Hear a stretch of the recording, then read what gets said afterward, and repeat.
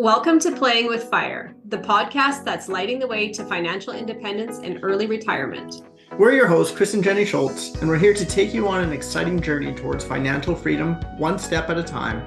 In each episode, we'll share our own experiences, insights, and lessons from our path to a seven-figure net worth before hitting the big 4-0. But that's not all. We'll also introduce you to some incredible guests who have achieved FIRE or are well on their way. They'll share their stories, strategies, and secrets to success. Our mission is simple: to inspire you, educate you, and entertain you as we explore all things FIRE. We believe that financial independence is a journey anyone can embark on, and we are here to show you the way. So whether you're new to the world of FIRE or a seasoned pro, this podcast is your go-to resource for achieving your financial goals and designing a life you love. Are you ready to ignite your financial future? Then let's dive right in. Welcome to Playing with Fire, where your journey to financial independence and early retirement begins now. Hey, it's Jenni here. My guest on the show today is Sarah Charles. Sarah loves helping women of all ages, stages, and wages develop their financial confidence so they can prepare for their financial future with conviction. Sarah hasn't always had a confident track record with money, but I'll let you hear that firsthand from her today on how her path has led her to be the powerful force that she is, and why her and her husband Jim are shining a spotlight on hourly planning in order to democratize the planning process and increase access to independent, objective financial advice. Welcome to the show, Sarah. Welcome to the show, Sarah. Hey, Jenni. It is fantastic to be with you today. I'm so excited to have you on here. So can you share with the listeners a little bit about you and your business? Absolutely. My husband, Jim, and I co-founded Sanctuary Financial Planning this past summer in June. And Sanctuary is an hourly only, fee only financial planning practice. We chose hourly planning because we believe it is the most transparent, straightforward, and fair way to serve clients. And it really democratizes the industry by increasing accessibility to independent, objective financial advice. That's lovely. That is one of the reasons why I was so excited to talk to you, because I just love a girl who is comfortable and confident in talking about money. And from our previous chat, I'm like, okay, Sarah is the girl to bring onto the show for this. So thank you for joining me today. So can you explain how you got on your path to becoming a financial advisor? Yes, it was not a straight path. Let's start there. It was sort of a twisty, windy, curvy journey. I was an economics major in college at Duke University, and I have been in financial services for the majority of my career, but for a long time, I was on the operations and marketing side. I didn't evolve into the role of an advisor until 2010. And at the time, I thought it was because I missed working with clients, and there was an opportunity for me to step into the role in the Charlotte market at the firm I was working for. What I discovered in hindsight is a big motivator for me was I was going through a divorce at the time. And quick version of my money story, I made a lot of mistakes in my youth when it came to money, including running up credit card debt and living beyond my means. My now ex-husband took over managing our entire financial life. I sat on the sidelines of my own financial life for over a decade. And when we were going through a divorce, it was a reality check and a wake-up call. And I was thrust into the role of primary financial decision maker. And I think a big part of that experience really motivated me on a deep level to guide other people and advise other people, particularly women, so that they didn't go through the same thing I did. Wow. So that literally lit a fire under your own butt, and then it propelled you forward to helping other people. Yep. Exactly. And that was one of those, if you've ever been through traumatic event and then you have the benefit of hindsight, I could look back while I was doing some soul searching in recent years and say, oh, wow, that's what motivated me. So that was kind of cool. Right. And it's so easy to be in that mess and be like, this is terrible. This is awful. This sucks. But without that, you wouldn't be where you are today, right? Like without that experience that was probably super painful at the time, it wouldn't have propelled you onto the path that you're on now. Exactly. I mean, we learned from our mistakes, we learned from our failures, and that was part of my journey. So you guys have recently started up, you and your husband, your own new firm. So can you explain how you shifted or what shifted to go from like working for someone else to now working for yourself? Absolutely. So I was at the same company for 15 and a half years, and February 17th, 2022, they announced a merger. I should clarify, our parent company announced a merger. At the time, I had been the designated successor to take over for my boss as president of the firm when he retired about 5-6 years down the road. So this merger is announced, and I tried to stay positive, Jen. I'm like, okay, bigger company, more opportunity, but it really became apparent pretty quickly that it wasn't going to be the right firm for me, and it's not where I wanted to stay. So I wound up going on this incredible, I call it my like magical journey of self-discovery, where at 47 years old, I get to ask myself, gosh, what do I want to do with this next chapter? So I was spending a lot of time working with a career coach, trying to envision different futures. I was exploring my love of public speaking.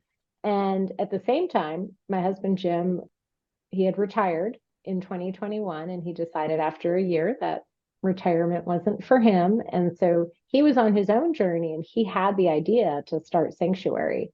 And long story short, in April, our paths intersected. And he looked at me one day and he was like, why don't you join me? And I was like, yes, please. I mean, I had been so happy in my career for so long. And then the post-merger environment was really challenging and very hard. And I was so passionate about what Jim was creating with Sanctuary. I believed in the hourly planning model. And while I never necessarily envisioned myself as an entrepreneur, it's not like I've had entrepreneurial aspirations. I frankly have loved the security and stability of corporate America, and I was at a really great place in my career. This was unquestionably the right decision. And what I tell people is being an entrepreneur is the most thrilling, challenging, fun, and terrifying work I've ever done. But I absolutely love it. That is so awesome. And I totally got goosebumps when you said you sat back for this next chapter and let yourself decide what you wanted to do. It sounds so cliche, but more people spend time planning out a 2-week vacation than they do to sit back and go, what do I want my life to look like for this next segment, right? Like, so to sit back, that is so powerful to like ask yourself, what do I want? Because it's so easy to get stuck in the day-to-day and be like, well, I guess I'm in a merger now. I guess things aren't playing out. I guess I'm going to be unhappy moving forward compared to the path that I thought I was on. So to actually step out of that, be like, wait a second, what do I want? And then letting yourself go from there. Yeah. I think that was a goosebump moment for me listening to that there. Well, and many of us are living lives that our younger selves planned out, right? The life I was living at 47 was a life that my 33-year-old self had determined. And it made sense at the time, but things change. And I'm very cognizant of trying to make choices today so that my 65-year-old self will look back over her shoulder and say, hey, thanks. I really appreciate that, right? We wound up in a good spot. Yeah, that is the way to lead your life, I believe, full-heartedly. So before we get into your unique style of financial planning, can you share why someone in general should consider using a financial planner? So human beings in general are not hardwired to be good at investing. And I always say there's a trifecta of reasons that trip us up. It's our natural behavioral tendencies, it's our cognitive and emotional biases, and even our biology. So I don't think humans in general are good at investing. And to add in some additional science, there's a gentleman named Steve Swomey, who's a neuropsychologist at the National Institute of Health. And he has spent, I think, 40 years researching rhesus monkeys and the study of nature versus nurture. And the crux of his research is that the nurturing of a great mother can turn a baby genetically programmed to be at risk for anxiety into a healthy adult. And even though some traits are inherited, they can be altered. So I think about the role of an advisor. I think about how many people have anxiety, fear, uncertainty, lack of confidence when it comes to money. There's tons of resources, right? You can go out and you can read research and you can open accounts and you can place trades. But how many of us really have the confidence? And what does it look like when someone who is maybe not so confident gets paired with someone who is? And then I think that sets people up for long-term financial success and really thriving financially and having good financial health. That's my super geeky sciencey answer. I love it. That makes sense. It paints a clear picture. And I agree with that. Like, I talk to so many people, whether they're in the FIRE movement or it's more so the people that want to join the FIRE movement, they're too scared. They're too scared to like take any big steps. So they're still working their job and they're just putting into their company pension, which somebody else somewhere else is managing, to even like be proactive about moving forward and be like, can I get an expert into my life that might help guide me here? So I'm going to give you the floor here to explain what a traditional financial advisor model looks like versus yours and kind of the benefits and the playfulness of yours. So once upon a time, there were stockbrokers who sold products and earned commissions, and that was the nature of our industry. And then I think it started in the 70s. There was some deregulation, and frankly, advisors had to figure out another way to get paid. And what evolved was the assets under management model, AUM for short. So now, instead of selling you a product and getting paid a commission, which by the way, that feels very icky and dirty and not very transparent, I am going to offer you advice. I'm going to advise you on how to invest your money. And instead of paying me a fee for selling you a product, you're just going to pay me a percentage of the assets I'm managing. This model evolved in response to product pushing salespeople, and it was lauded and celebrated for a long time. I do think there is still a place for this model, but I consider it the equivalent of concierge medicine. At the end of the day, you're paying someone a premium to really manage the entirety of your financial life. What we do at Sanctuary is hourly only planning. We charge for our time the same way a CPA or attorney would. And as I said in the beginning, we think it is the most transparent, straightforward, and fair way to serve clients. So let me break down each of those one by one, Jenni. So straightforward. If I am a traditional assets under management advisor, I am charging for the assets I'm managing, right? I am charging for how I'm investing your money, the asset allocation. But what many advisors lead with today is comprehensive financial planning. And that's partly because you can get an asset allocation from AI. You could go into ChatGPT and you could say, ChatGPT, what's a two? I literally just saw this on a post on LinkedIn today. What's a 2 ETF low cost model for my investments? And ChatGPT will give you an answer. So you don't necessarily need a human being to give you an asset allocation, but it doesn't feel straightforward when what I am offering is financial planning, but what I'm charging for is managing assets. With hourly planning, we charge for planning, and that is what the service you receive. So it's very straightforward. We talk about transparency. So AUM advisors are, I will say they're partially transparent. They talk about their fees, and all the advisors I know provide invoices and quarterly statements that say, here's what we are charging you. But most of them will also just automatically debit fees from your accounts. I was a traditional AUM advisor for years, so this is what I would say to clients.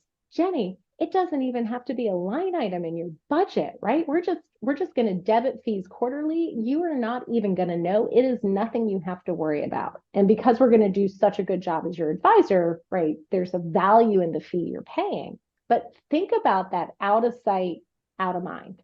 Imagine if you didn't know how much your property taxes, well, I don't know how it works in Canada, but like think about some critical bill And someone was like, we're just going to come in and take that out of your account. Like, there is a lack of transparency there. Now, I will admit, writing us a check, and I'll put check in quotes, most people pay us electronically, like that can be painful. And think about when you need your attorney, when you need your CPA, you might balk a little bit at like, oh gosh, do I really want to spend the money? But at the end of the day, you have to see the value.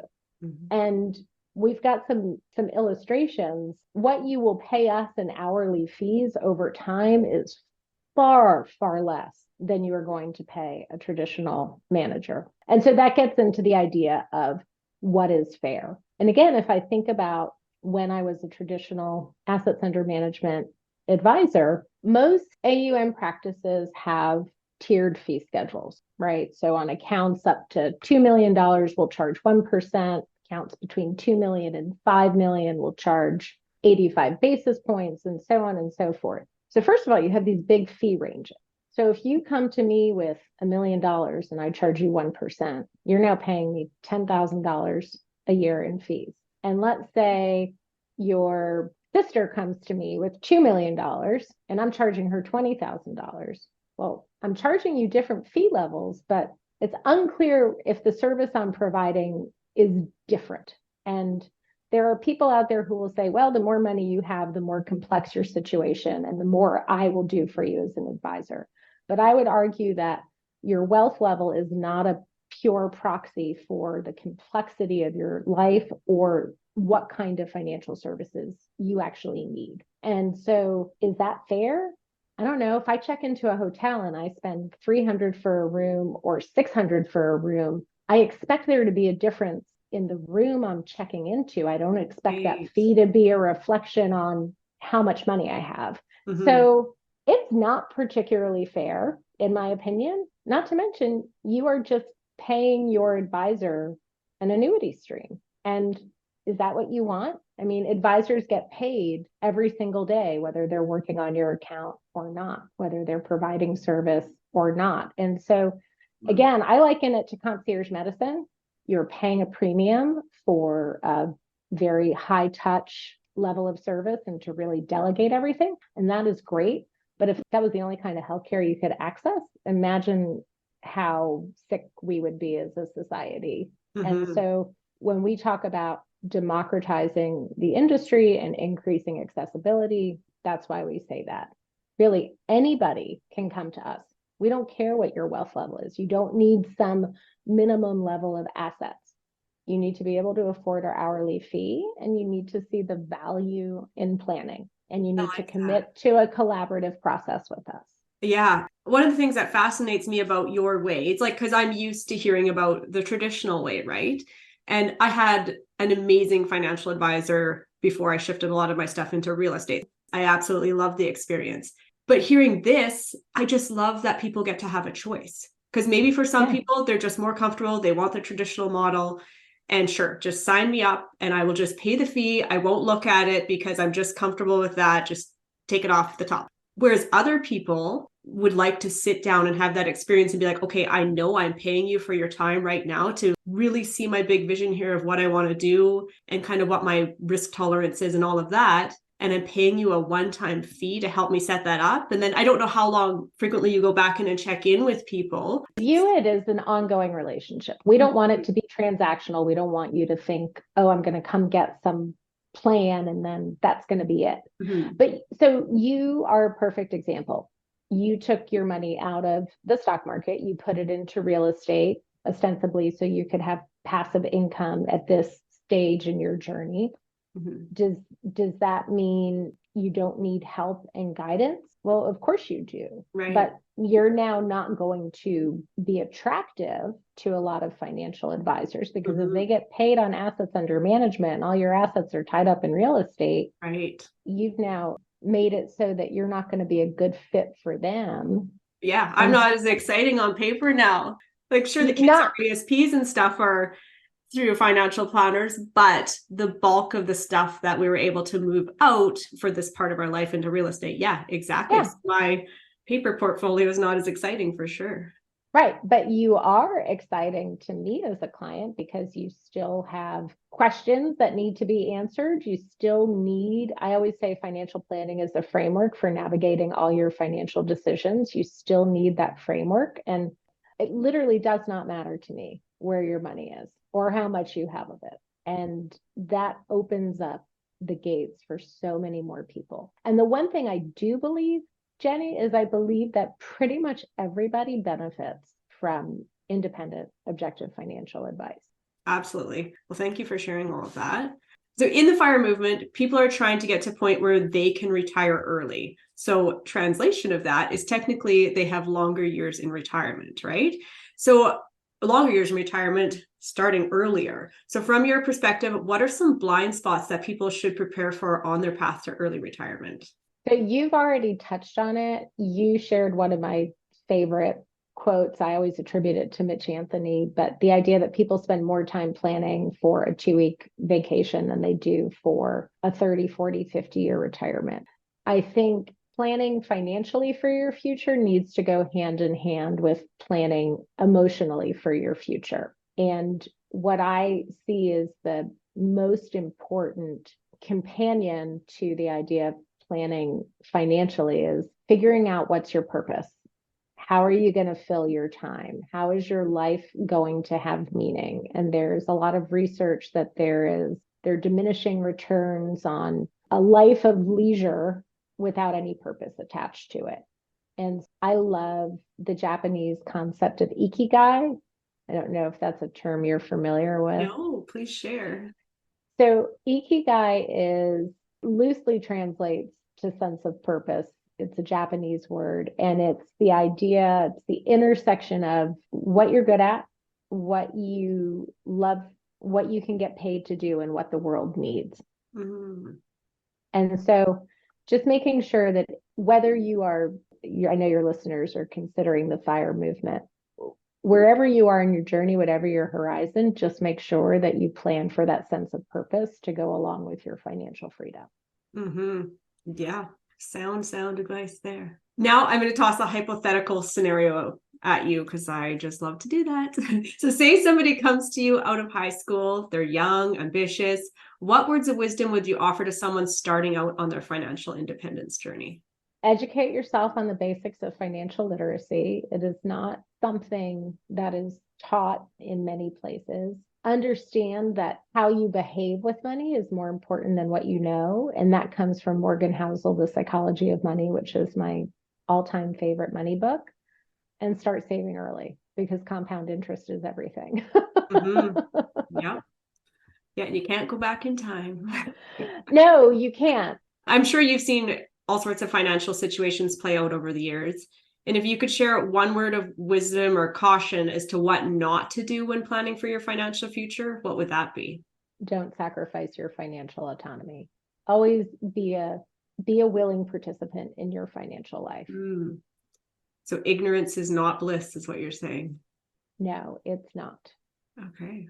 Thank you so much for coming on the show, Sarah. Where can listeners connect with you and find out more about you? Absolutely. I am on LinkedIn at Sarah K. Charles. I'm on Instagram at sanctuaryfp_Sarah.